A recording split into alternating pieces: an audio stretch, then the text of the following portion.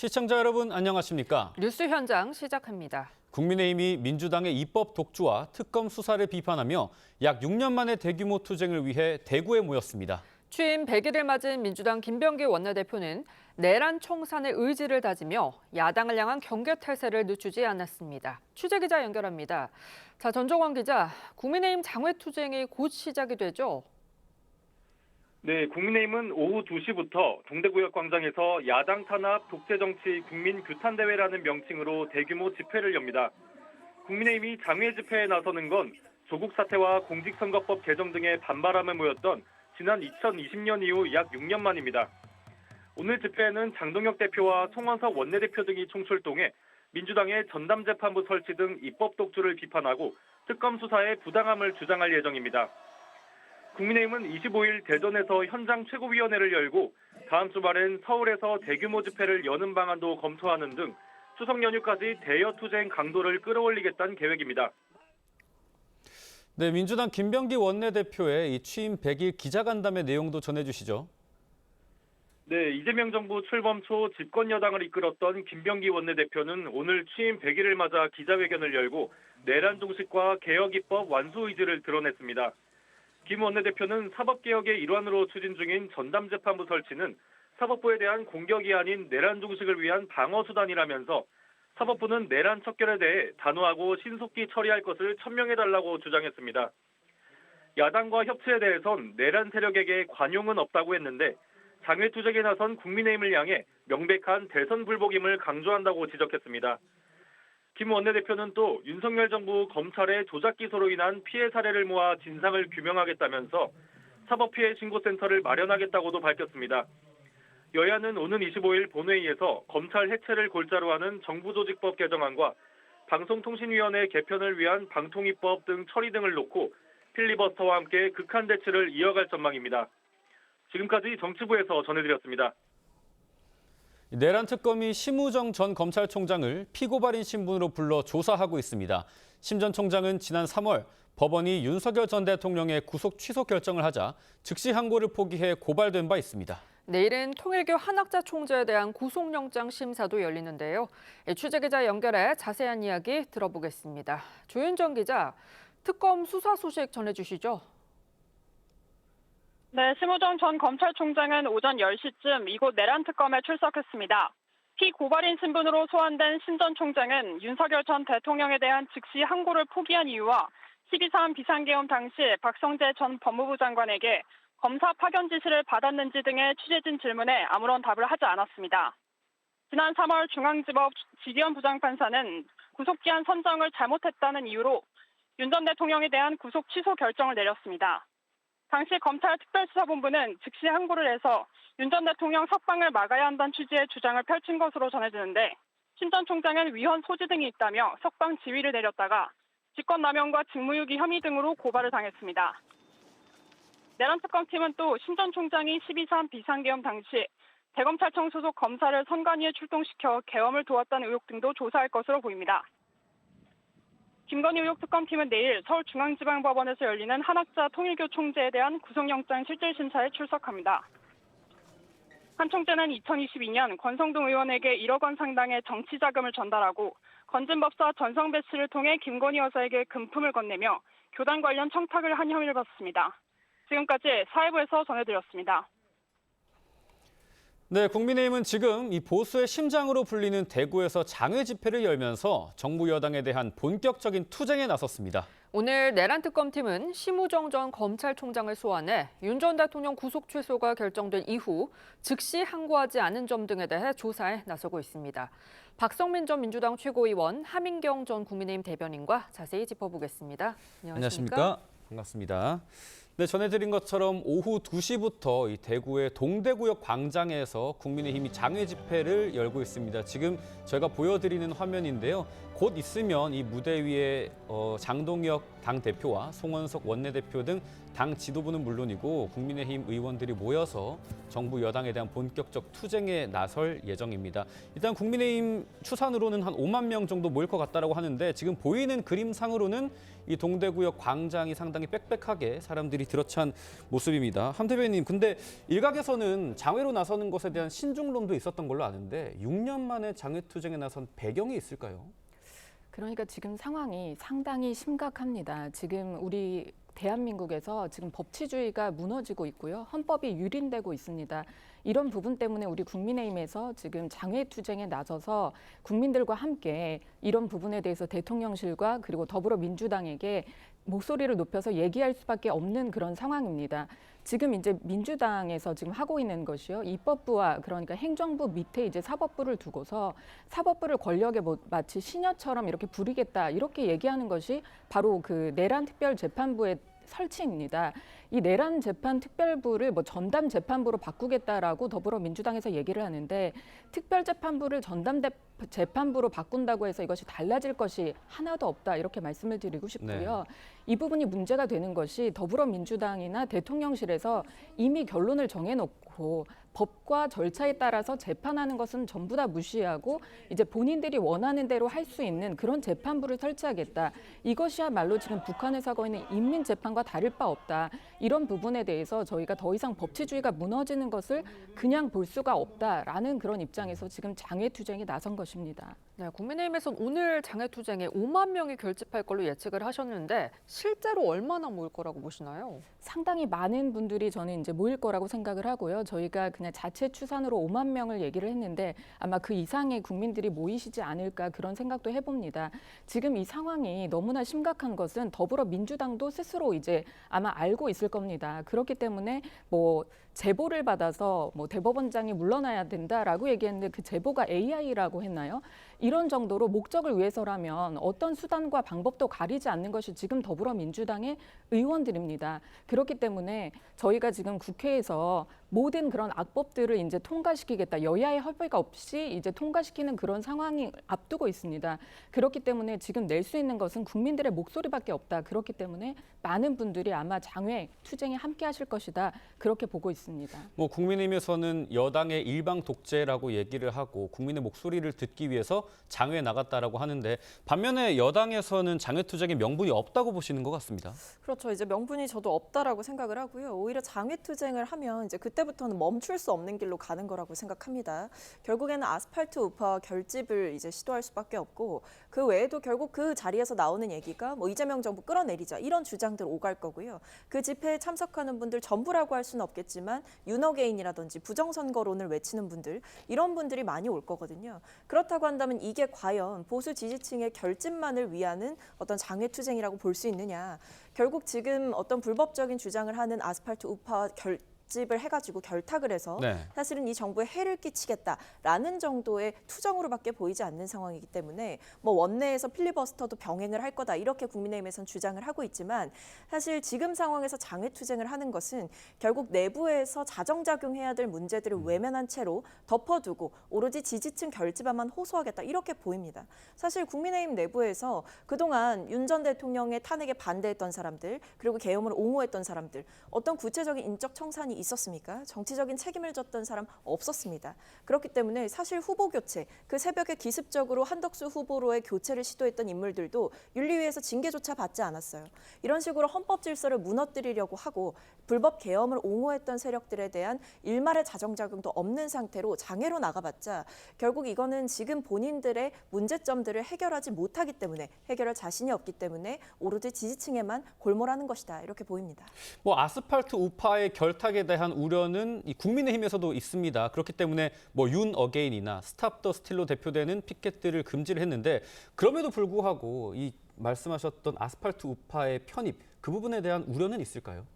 사실 지금 이제 민주당에서 저희가 이렇게 장외 집회를 하는 것을 그냥 투정으로밖에 보이지 않는다라고 말씀을 하셔서 상당히 참 드릴 말씀이 없습니다. 저희가 이렇게 장외에서 투쟁을 할 수밖에 없는 것은 정말로 힘이 약한 데다가 게다가 더불어민주당처럼 이렇게 집권 여당에서 야당의 목소리를 듣지 않는 적이 정말 이렇게 있었나 싶고요. 네. 그리고 더구나 사법부를 없앤다, 그리고 또 검찰을 없앤다, 이런 개혁에 대해서 정말로 민주당이 이해를 하고 있는 것인지가 의심스럽습니다.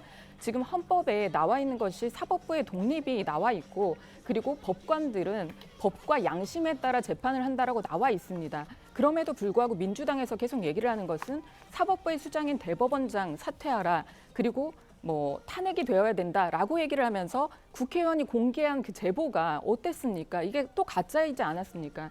이것은 이재명 대통령이 계속 얘기하는 그 가짜 뉴스에 기대서 사회적 혼란을 일으키는 사람들을 지탄해야 된다, 더한 말로 표현을 하셨죠. 그런 것처럼 사실 민주당 의원들이 면책 특권 뒤에 숨어서 계속 이제 있는 것이 아니라 정말 아닌 뉴스를 계속 퍼뜨리면서 사법부의 수장인 대법원장을 끌어내릴 그럴 골몰을 하는 것이 아니라, 지금 사실 나라가 얼마나 어렵습니까? 지금 관세 협상도 제대로 되지 않았고요. 외교도 지금 엉망입니다. 그런데다가 오늘 또 이재명 대통령이 얘기하신 것이 자주국방 할 수 있다. 그런 부분에 대해서 우려스러운 목소리를 내는 것은, 이것은 굴종적인 것이다, 굴욕적인 것이다, 이렇게 표현을 하셨는데요. 이 정치라는 것이 나라를 운영하는 것이 말로 되지 않습니다. 지금까지 이재명 대통령께서 하신 것이 말로 했을 때 결과가 어떻게 돌아왔습니까? 국민들이 그런 부분을 우려하고 있음에도 불구하고 지금 이 정부가 오로지 하려고 하는 것은 사법부를 없애는 것, 그리고 검찰을 없애는 것, 이거 도대체 누구를 위한 것입니까?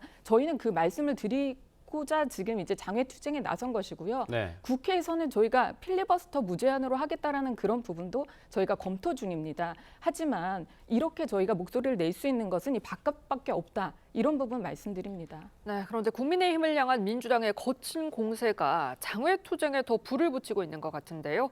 정청래 대표와 장동혁 대표 이야기 모아봤습니다.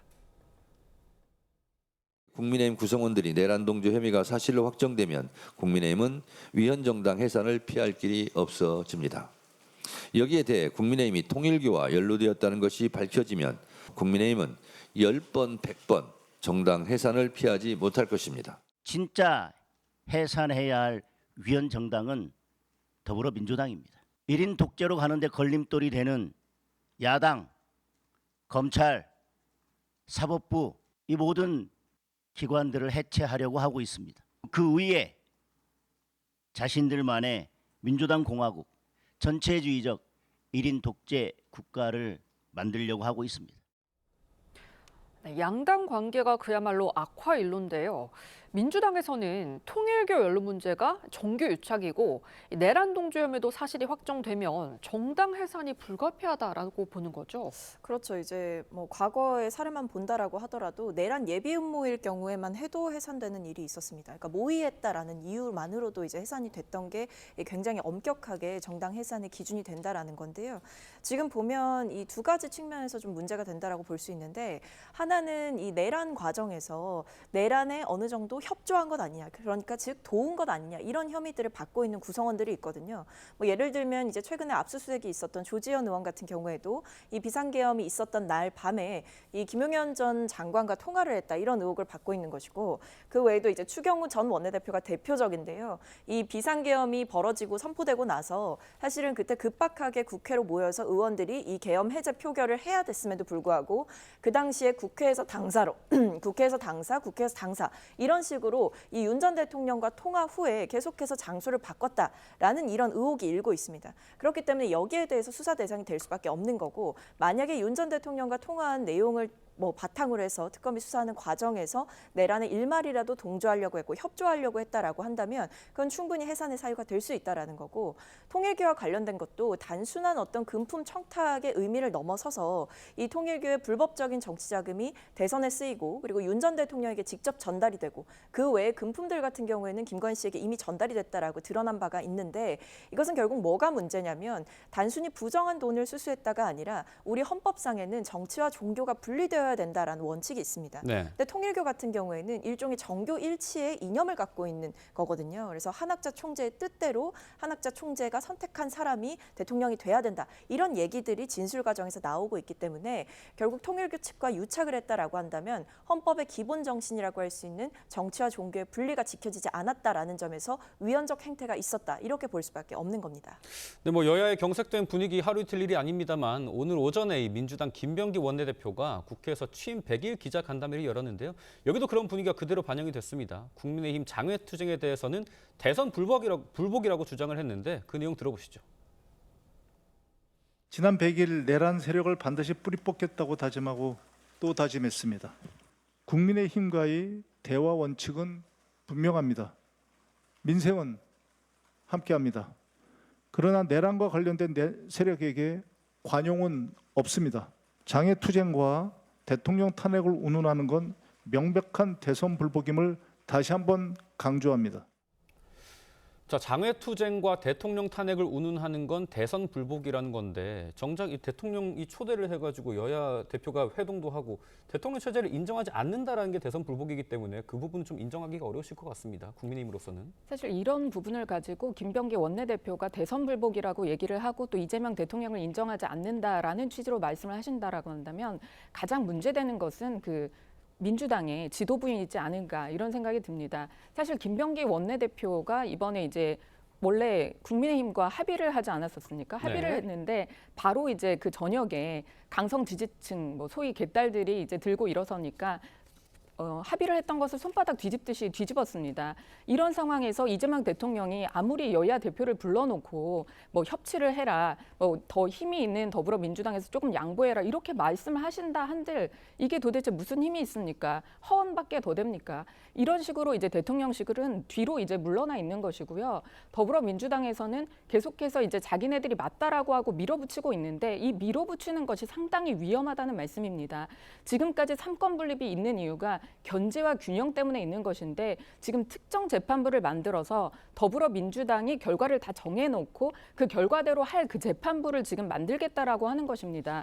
그렇기 때문에 위험하다라고 이제 국민의힘에서 국민들이 다 그렇게 얘기를 하고 있는 이런 상황에서도 다만 단지 그렇게 이제 이거 안 된다, 이거 위험하다 이렇게 얘기하는 그런 소리가 지금 대선 불복입니까? 지금 이재명 대통령을 저희가 인정하지 않은 적이 없고요. 뭐 외교를 해서 잘하고 돌아오셨다고 했을 때도 그런가 보다 했습니다. 지금 이제 뭐 우리나라 대한민국이 국민의힘 대한민국이 정말로 강하다. 그렇기 때문에 자주국방을 얘기할 때 상당히 지금은 우려스럽습니다. 왜냐하면 지금까지 보여주신 것이 이재명 대통령이 말로만 얘기를 했지 언제 그 부분대로 행동이 하나도 된 것이 있습니까?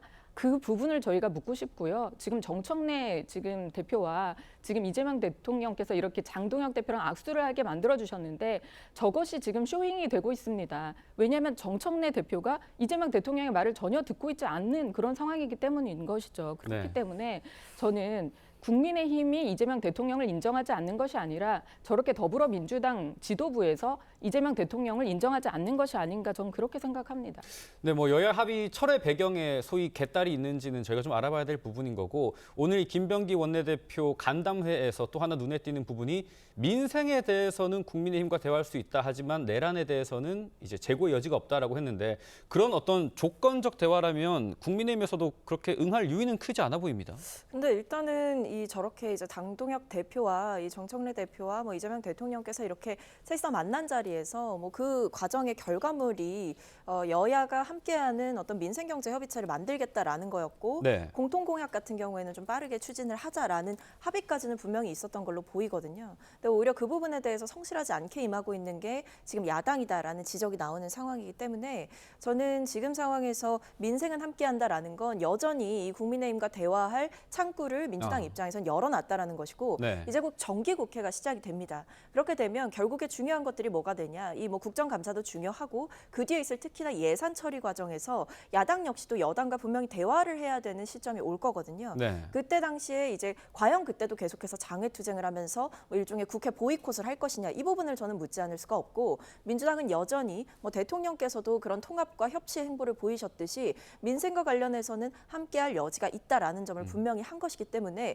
지금이라도 국민의힘이 뭐 이재명 정부를 끌어내리겠다 이런 이야기를 할 때가 아니라 국회에서 해야 해야 할 일을 하는데 좀 더 협조를 해달라라는 취지의 말씀인 것으로 이해를 했습니다. 네, 특검 소식도 짚어보겠습니다. 오늘 비상계엄 사태 관련한 내란 외환 사건을 수사 중인 조은석 특별검사팀이 심우정 전 검찰총장을 소환했습니다. 이 심우정 전 총장, 기자들의 질문에는 침묵으로 일관했습니다. 즉시 항고 제도는 유신 헌법 시절 비상입법기구에 의하여 도입된 제도인데 보석과 구속 집행 정지에 대한 즉시 항고는 2차례 위헌 결정이 있었습니다. 그러한 위헌 판결의 취지를 따라서 즉시 항고하지 않은 것입니다. 조사 앞두고 한 말씀 먼저 부탁드립니다. 윤석열 대통령 취소와 관련해서 즉시 항고 포기 결정 과정에서 입장 한 말씀 부탁드립니다. 네, 아무래도 오늘 조사의 쟁점은 즉시 항고 포기가 될 것 같은데 당시 대검찰청은 간부 회의를 열고 즉시 항고를 제기하지 않기로 했고 심우정 전 총장은 대검 부장 회의를 거쳐서 의견을 종합했다. 그렇게 판단했다라는 겁니다. 뭐 절차를 다 거쳐서 문제가 없다라는 건데 직권남용 혐의가 나올 수가 있을까요? 어떻게 보십니까? 당연히 직권남용은 될 수가 없습니다. 이유가 지금 말씀하신 것처럼 그 심우정 그 전 총장이 그 당시에 독단적으로 이제 했던 것이 아니고요. 이게 이제 간부회의를 열었고 그리고 또 대검 부장회의까지 거쳐서 사실 결론이 났던 것입니다. 그리고 그 당시에 방송에서도 많이 얘기를 나왔던 것이 이 즉시항고 사례가 있었느냐였던 것인데요. 이게 구속 취소 건이었기 때문에 당시 이제 보석에서도 이제 즉시항고 건이 나왔을 때 다 기각이 됐던 그런 몇 건밖에 없었던 그런 사례였고요. 네. 그리고 즉시항고를 그 당시 했던 것은 이게 어떤 오히려 특정 정치 세력에 부합하는 그런 즉시항고였을 수 있기 때문에 아마 그 당시에 이제 회의를 거쳐서 의견을 종합해가지고 이제 총장이 결정을 했던 그런 부분인데 지금 특검에서 문제가 되는 것은 이렇게 이런 부분까지 찝어서 지금 이거를 직권 남용이라고 얘기를 하고 있습니다. 사실 오히려 지금 이제 더불어민주당이나 대통령실에서 기획을 하고 있는 이런 내란 특별 재판부를 만든다라고 하는 것이 이게 사실 그 예전에 이제 대법원장 같은 경우에도 뭐 어떤 재판부에 좀 배정이 되게 해달라 이렇게 얘기한 것만으로도 사실 이게 직권남용입니다. 이게 무작위 배정이 된다라는 것은 이게 단순히 절차적인 문제가 아니라 이 재판을 공정하게 맡을 수 있는 그런 시스템에 맡기겠다라고 얘기를 하는 것인데 지금 사실 하고 있는 그 특정 재판부에서 특정 재판을 하게 만든다 이런 부분이 직권남용이거든요. 그런데 네. 오히려 이 정부는 반대로 지금 모든 사람들 그 당시에 관련이 있었던 그러니까 보복 수사를 하고 있다 이런 우려스러운 눈빛을 이제 보낼 수밖에 없는 그런 행보를 하고 있다. 네, 그런 것이 상당히 우려스럽다 이런 말씀드립니다. 박수민 의원님. 네, 일단 내란 전담 재판부가 뭐 대통령실이 기획하고 있다 이렇게 말씀하시는 것은 사실관계에 맞지 않는 위험한 발언이라는 말씀을 드리고요. 내란 전담 재판부 추천위원회 구성이 어떻게 되는지 한 번 더 말씀을 드리자면 일단 국회 추천 몫은 뺐습니다. 그러니까 특정 정당이 추천할 수 있는 몫을 뺐고요. 그 외에 보면 이제 뭐 대한변협이라든가 아니면 법무부 차원에서 1명, 그 외에는 판사회의에서 1명, 판사회의에서 여러 명을 추천을 해가지고 결과적으로는 대법원장이 임명하는 것이기 때문에 위헌 소지를 최대한 줄인 법안이다라는 말씀을 드리겠고 심우정 총장 같은 경우에는 저는 직권남용 혐의 충분히 있을 수 있다고 보고 네.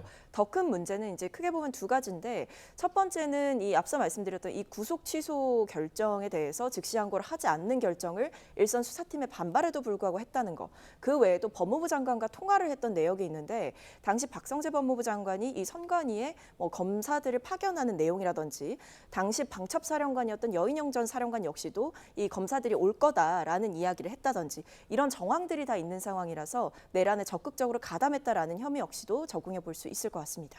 네, 지금까지 정치권 쟁점 짚어봤습니다. 두 분 말씀은 여기까지 듣겠습니다. 감사합니다. 감사합니다. KT 소액결제 피해가 서울 서초와 동작 일대에서도 발생한 걸로 파악돼 전국 피해 가능성이 제기되고 있습니다. KT가 국회에 제출한 인증시간 기준 피해 자료에는 당초 알려진 서울 금천구, 광명시 등 이외에도 서울 동작구, 서초구, 고양시 일산 동구가 포함됐습니다. 이에 대해 KT는 해당 피해 지역은 추정 위치로 수사를 통해 확인이 필요한 사항이라고 해명했습니다.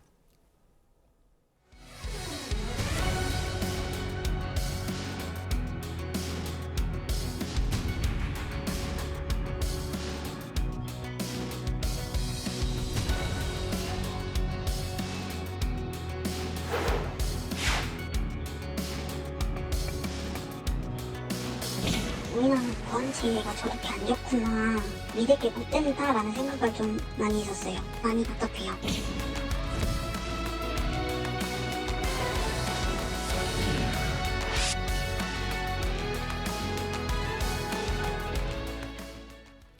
네, 국내 통신사와 카드사 해킹 사고 여파가 계속되는 와중에 세계 곳곳의 공항까지 사이버 공격의 대상이 되고 있습니다. 사이버 공격에 대한 대책과 내일부터 지급되는 민생 소비 쿠폰 정보까지 이인철 참좋은 경제연구소장과 자세히 짚어보겠습니다. 안녕하십니까? 네, 2억 4천만 원이 넘는 KT 소액 결제 피해가 당초에는 서울 금천구 광명시 정도로 알려졌는데 오늘 서울 서초와 동작 일대에서도 발생했다라는 사실이 나왔습니다. 당초에 KT에서는 추가 피해는 없을 거다라고 했는데 해명과 배치되는 사실들입니다. 그렇습니다. 이게 소액 무단 결제예요. 제가 결제하지도 않았는데 내가 잠자는 사이에 일부가 내 통장에서 돈을 빼갔다는 얘기입니다. 네. 자, 그러다 보니 이 지금 최초의 발표와는 좀 괴리감이 있습니다.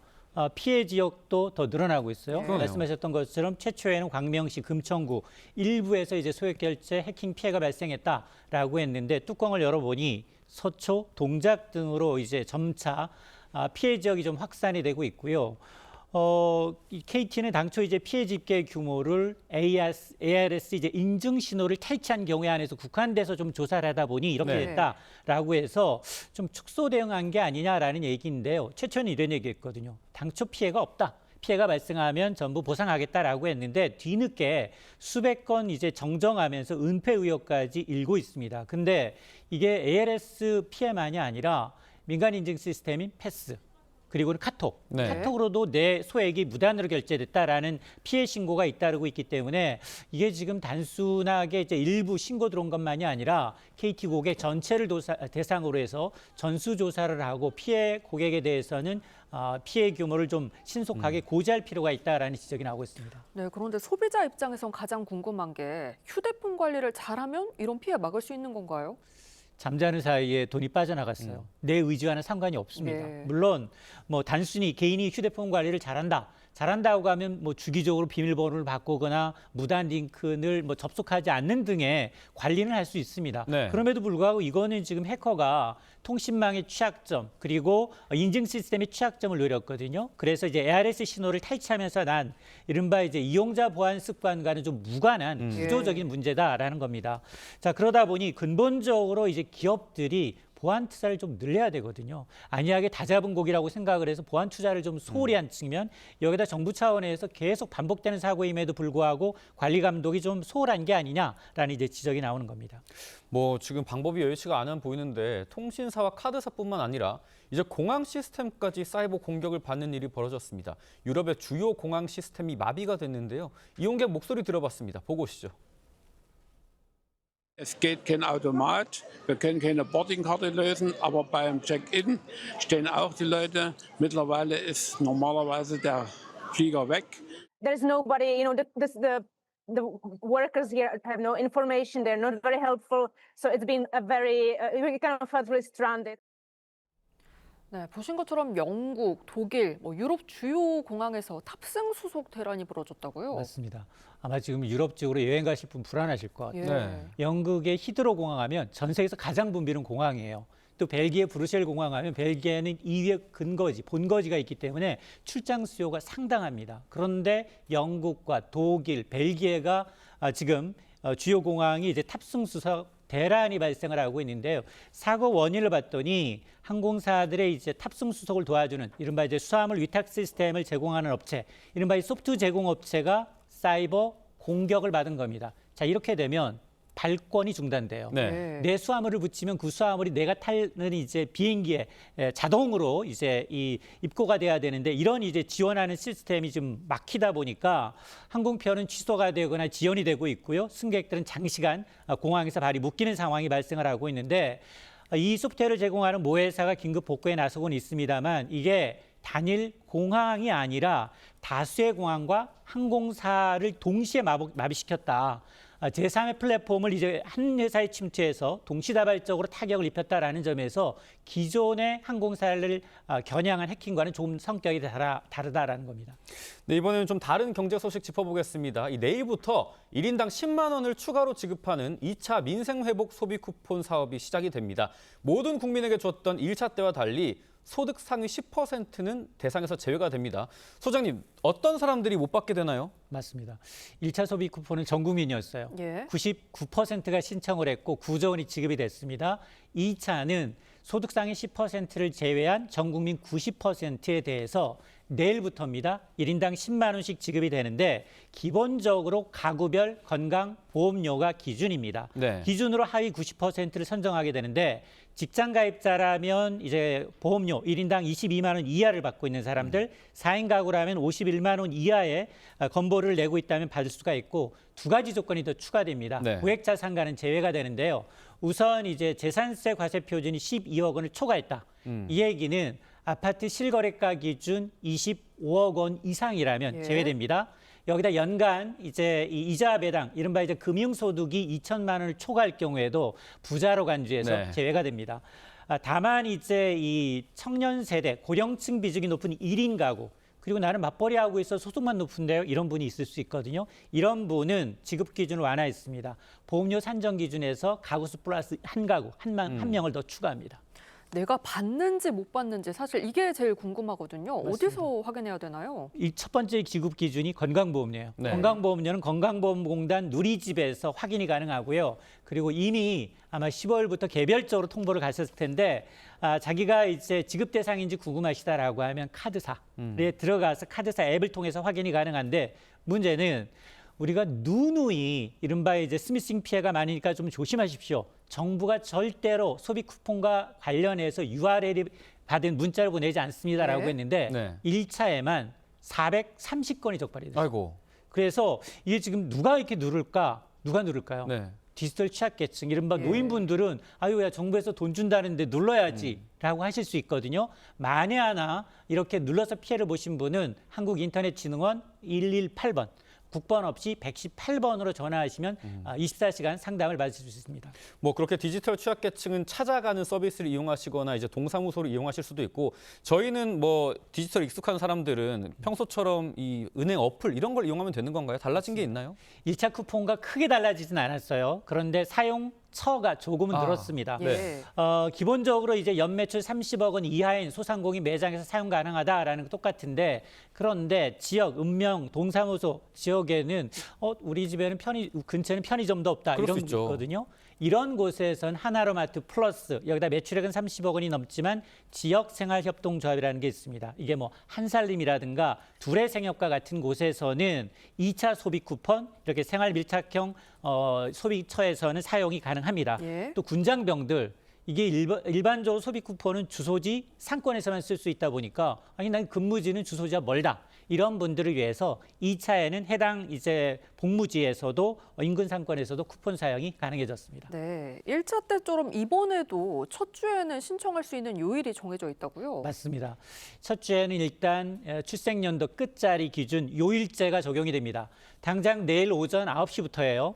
20일 이제 월요일에는 1과 6, 끝자리가 1이니까 2001년생, 2006년생, 화요일에는 2002년생과 2007년생, 금요일 이외에는 이제 모든 주민이 다 신청이 가능한데요. 다만 1차 쿠폰, 2차 쿠폰 반드시 사용 기간이 있어요. 네. 11월 말까지 사용 안 하면 전액 국고로 환수됩니다. 예. 네, 저희가 말씀드린 요일제와 방법 확인하셔서 내일 까먹지 말고 신청하시기 바랍니다. 이인철 참 좋은 경제연구소장님 말씀 여기까지 듣겠습니다. 감사합니다. 감사합니다.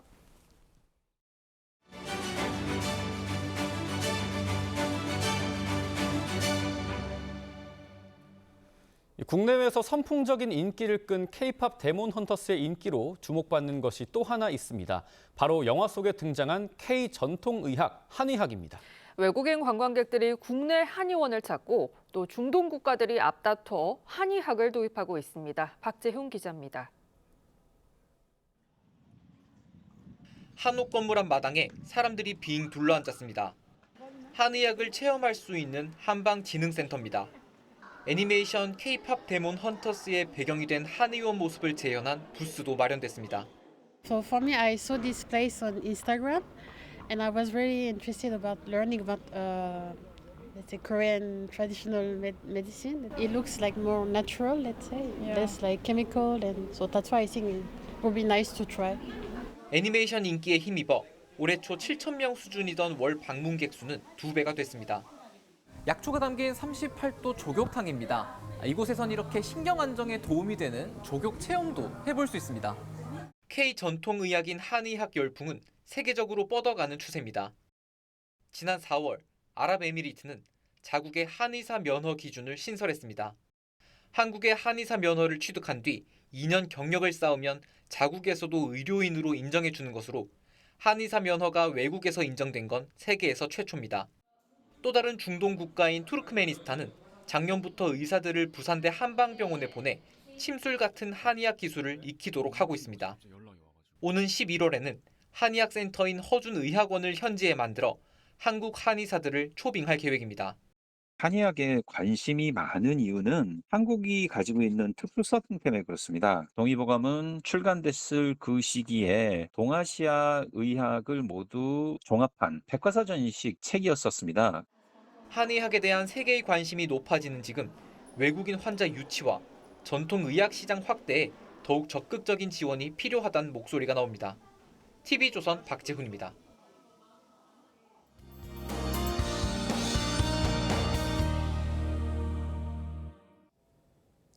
부쩍 선선해진 공기가 가을을 알리는 듯합니다. 휴일인 오늘은 큰 일교차에 유의해야겠는데요. 오늘 아침 서울이 17도 선에서 시작했지만 한낮에는 27도까지 오르겠습니다. 환절기 감기 조심하시기 바랍니다. 오늘 전국 하늘에는 구름만 다소 지나고 있습니다. 밤부터는 제주에 비가 조금 내리겠습니다. 제주와 동해안, 경남 남해안은 바람이 강하게 불 텐데요. 시설물 관리와 안전사고에 주의하시기 바랍니다. 자세한 낮 기온 살펴보시면 서울과 대전 27도, 대구 26도, 울산은 24도 예상됩니다. 내일 서울의 낮 기온이 24도로 평년 기온을 밑돌겠습니다. 또 당분간 곳곳에는 비가 내리겠고요. 수요일에는 전국에 비 예보가 있습니다. 날씨였습니다.